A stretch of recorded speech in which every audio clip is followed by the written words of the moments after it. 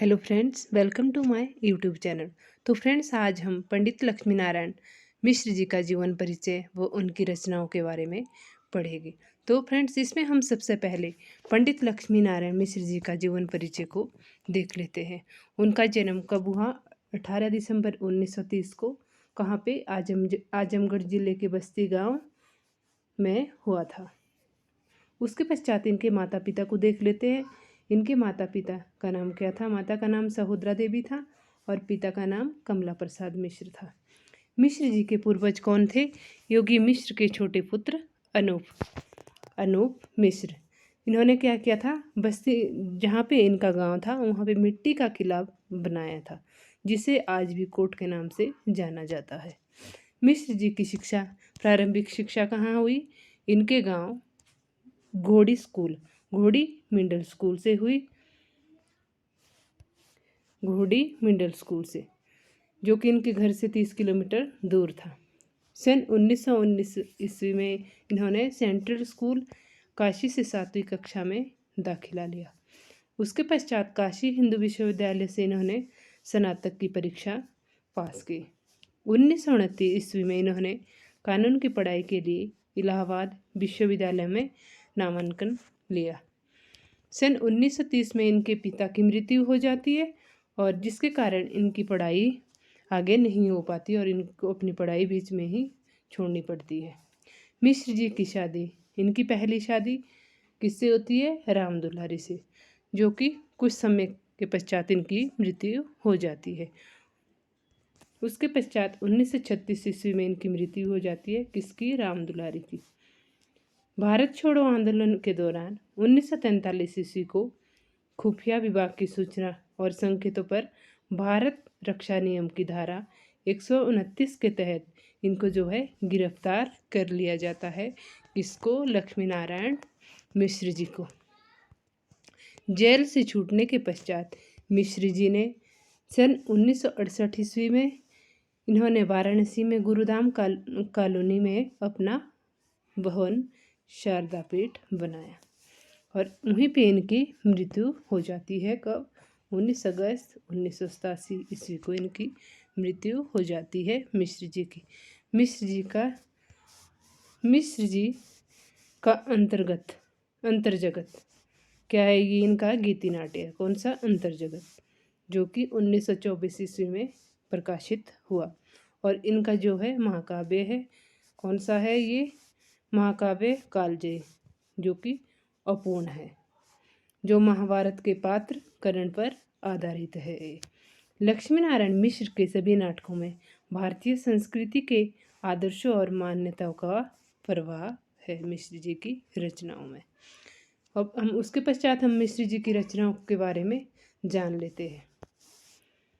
इनकी कौन कौन सी रचनाएं हैं? सबसे पहले इसमें हम इनके नाटक को देखेंगे। इनके नाटक कौन कौन से हैं? अशोक हो गया, 1926 ईस्वी में इसका प्रकाशन वर्ष है। सन्यासी 1929 ईस्वी, राक्षस का मंदिर 1932 ईस्वी, मुक्ति का रहस्य 1932 ईस्वी और सिंदूर की होली कब है इसका प्रकाशन वर्ष? 1934, राजयोग 1934, आधी रात 1937 ईस्वी और गरुड़ध्वज 1945 ईस्वी। नारद की वीणा 1946 ईस्वी में प्रकाशित हुई। वत्सराज, दशाश्वमेध, वित्सता की लहरें, जो कि इम्पोर्टेंट है इसमें। चक्रव्यूह, ये भी इम्पोर्टेंट है। उसके पश्चात मृत्युंजय, धरती का हृदय, अपराजिता 1963 ईस्वी और चित्रकूट 1974 ईस्वी और कालद्वार 1974, गंगाद्वार, ये तीनों ही 1974 ईस्वी में प्रकाशित हुए। कौन कौन से? चित्रकूट, कालद्वार और गंगाद्वार। उसके पश्चात हम इनकी एकांकी को देख लेते हैं कि इनकी एकांकियाँ, इन्होंने कौन कौन सी एकांकियाँ लिखी। अशोक वन 1950 ईस्वी, प्रलय के पंख 1951 ईस्वी, भगवान मनु तथा अन्य एकांकी 1957 ईस्वी, कावेरी में कमल कब लिखा? ये 1961 ईस्वी में। स्वर्ग में विप्लव 1966, नारी के रंग, ये भी 1966 ईस्वी में प्रकाशित हुआ।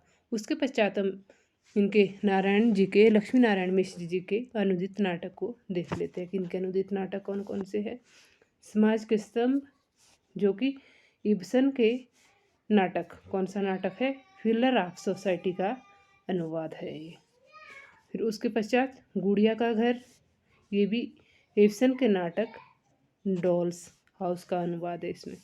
इसमें डॉल्स हाउस का अनुवाद है और समाज के स्तंभ में क्या है, पिलर ऑफ सोसाइटी का अनुवाद किया गया है।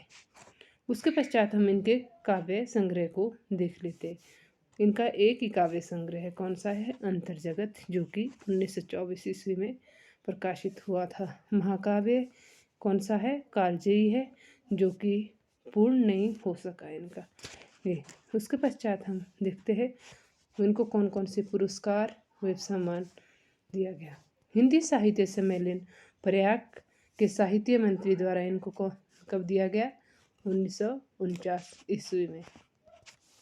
हिंदी साहित्य सम्मेलन प्रयाग के अध्यक्ष कब रहे ये, 1978 ईस्वी में।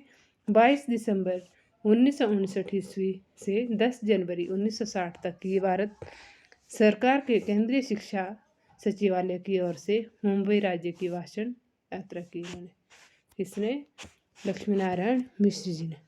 तो फ्रेंड्स, हमने इस वीडियो में लक्ष्मी नारायण मिश्र जी का जीवन परिचय के बारे में पढ़ा व उनकी रचनाओं के बारे में भी चर्चा की। तो इसी के साथ हमारी ये वीडियो समाप्त होती है। धन्यवाद।